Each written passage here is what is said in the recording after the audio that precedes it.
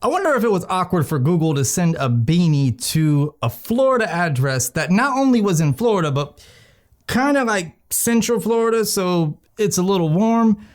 I mean, I don't even know what the temperature is outside. Okay, Google, what's the temperature outside? The temperature in Bay Lake right now is 79. What's going on, guys? Jonathan, and how was your Christmas? What did you do? Did you go out of town? Who did you spend it with? Was it family? Was it friends? What'd you get? I want to know. My Christmas was good. I mean, I went out with my wife, just the two of us. Had a good meal, caught up with some friends, spent some time with some family because, you know, that's what the holidays are all about. But nonetheless, I want to wrap up the year with some of my favorite gizmos and gadgets throughout the year. And in this video, we're gonna go over my favorite camera gear or YouTube tools for 2018. Now, a few of these actually came out towards the end of 2017, but I didn't get a chance to mess with them until 2018. So that's like a quick disclaimer there. But yeah, let's go ahead and start with number one, which is my personal favorite camera. Before we continue, I gotta give a quick shout out to this video sponsor, which is Skillshare. If you wanna learn more information about anything I'm going to cover in this video, such as tips and tricks for photography or cinematography, or how a camera works, audio, editing, whatever it is, you should check out Skillshare. A premium membership gives you unlimited access to high quality classes from experts working in their field so you can improve your skills, unlock new opportunities, and do the things that you love to do, especially if you want to work from home. Skillshare is also more affordable than most learning platforms out there. An annual subscription is less than $10 a month. Now, in case you guys haven't been following me, I'm a huge supporter of Skillshare. I've been using it to freshen up my skills in Photoshop, Lightroom, and now I'm starting to venture into DaVinci Resolve, and I want to share the love with you. So if you're one of the first 500 people to click on the link down below,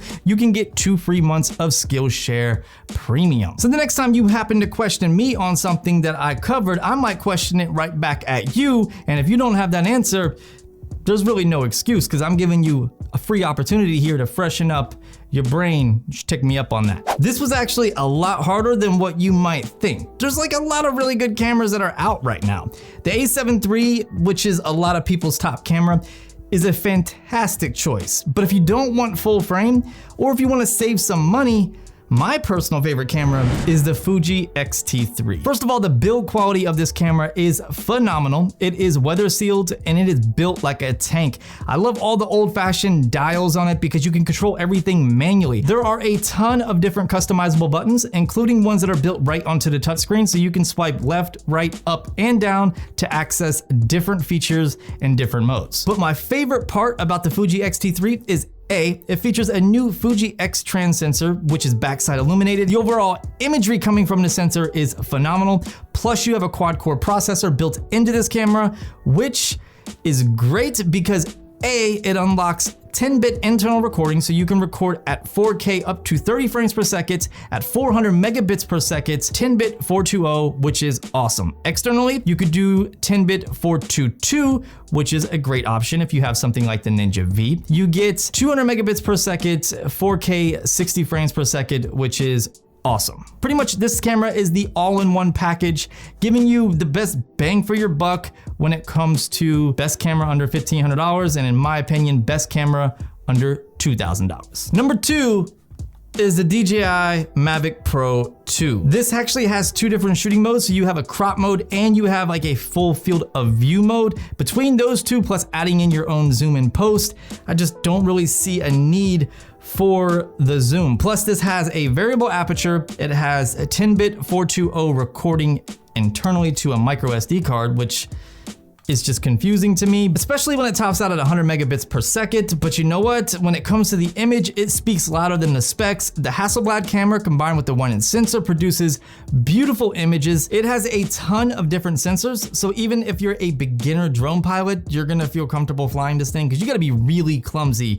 to crash this. I mean, it's got sensors all over it. Battery life on this thing is legendary when you're talking about a compact portable travel drone, plus it's really quiet when compared to the first gen Mavic Pro. The compact form factor makes it easy to travel with, and I love what they've done with the controller by adding the ability to unscrew the joysticks, tuck them away for an even easier transport. You really can't deny that this is the best bang for your buck travel drone out there, and actually it's just the best travel drone out there. period. That's what we're gonna say. Number 3 on the list is gonna go to the DJI Osmo Pocket. I really haven't had enough time to spin with this to give you my full thoughts and opinions. It's 350 bucks right now, and you could do a lot with it. I mean, just look at it. It's tiny.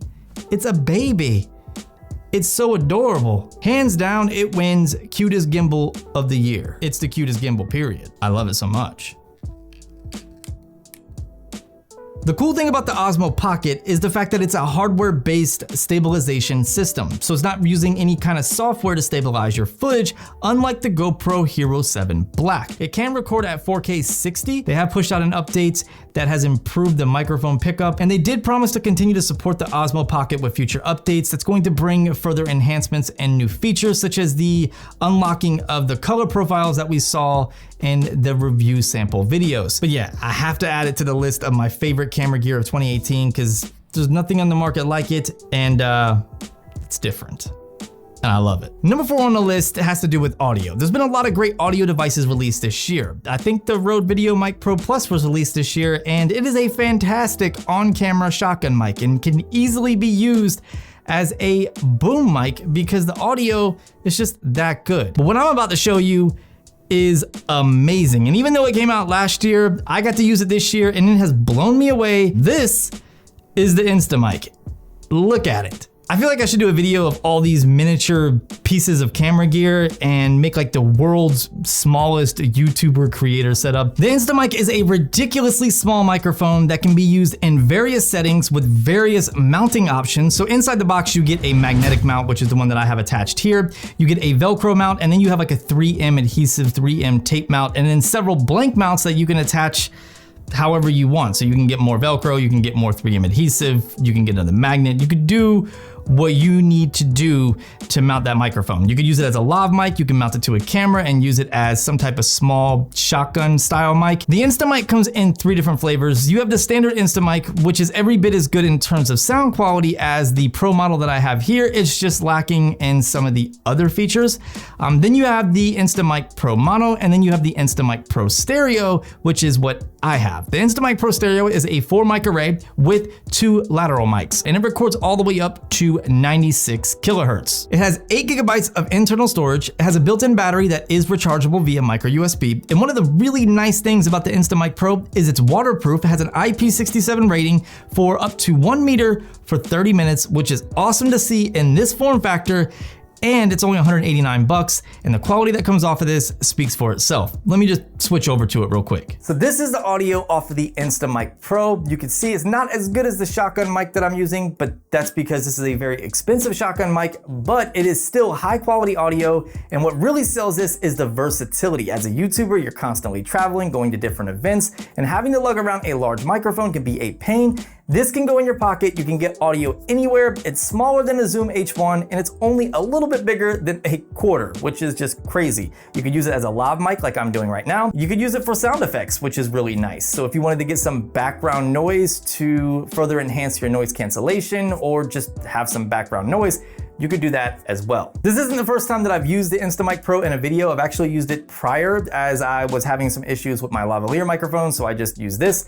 I really enjoy it. If you wanna see a full video on it, just let me know. Number 5 on the list is LUMO. LUMO is an exposure meter as well as a white balance measure, so I can get the exact exposure settings I need, whether I'm shooting stills or video, as well as the proper white balance settings using this little guy. This connects to your phone via Lightning, so you gotta have an iPad, an iPhone, or an iPod, anything that has a Lightning connection.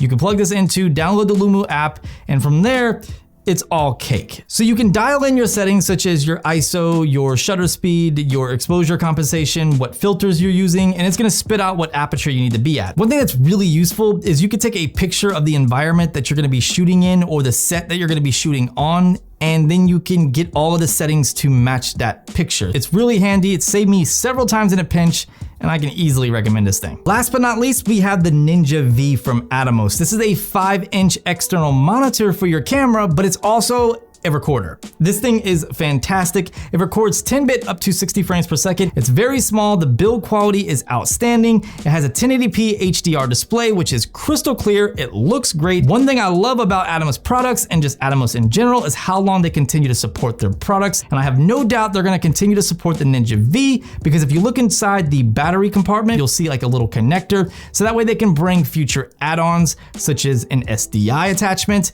that will unlock the ProRes RAW feature that is built inside the Ninja V. It does run the Atomos UI, which is their new UI. It's very fluid, very easy to navigate and find everything you're looking for. And it has all of the features that we've come to love from Atomos, such as peaking, waveform, zebras, different exposure tools. You can load in custom LUTs. I think it's like 695 bucks. And when you look at it in comparison to something like the Small HD Focus, it's a little bit more money, yes, but you're getting a lot more bang for your buck here. Well guys, that does it for this video. If you enjoyed it, go ahead and smash that thumbs up button, as it does help out the channel. If you're able to learn something, take something from it, that is what I was setting out to do, because I learned that I cannot make a short video. Nonetheless, this video was fun. I have a few more lined up. If you don't want to miss those, make sure you subscribe. Links to everything mentioned in this video can be found in the description, as well as that Skillshare link. Make sure you check them out. Get that free 2 months, and let me know what you learn. Shout out to Google for this beanie, and yeah, I'll talk to you guys in the next video. This is gonna be a long one, I just know it. I just know it. I just know it.